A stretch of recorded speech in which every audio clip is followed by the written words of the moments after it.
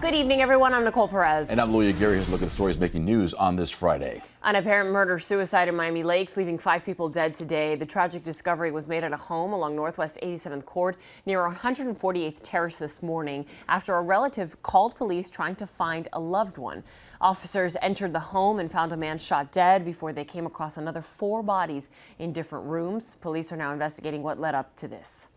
A verdict reached in the manslaughter case of Little Azia.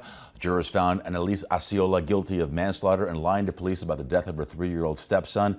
She admitted to lying to police, telling them the little boy disappeared when in fact the boy had died, and she hid his body in a toy box. The medical examiner testified that the little boy had bruises all over his body and that he had cocaine and heroin in his system.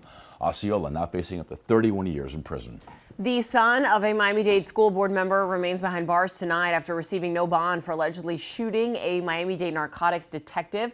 32-year-old Steve Gallen IV is charged with attempted second-degree murder of a police officer. His attorney argued no probable cause since the officer was undercover. Surveillance cameras captured who officers say is Gallen trying to hide in an alley moments after firing the shot that grazed the detective's head. 3 others were arrested for allegedly helping Gallen hide.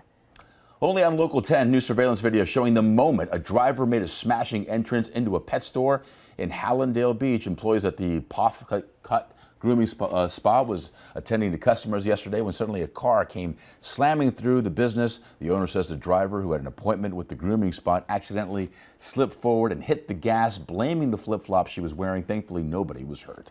As breaking news happens, we have you covered on air and online. Head to local10.com for more local news coverage and updates. Have a good night.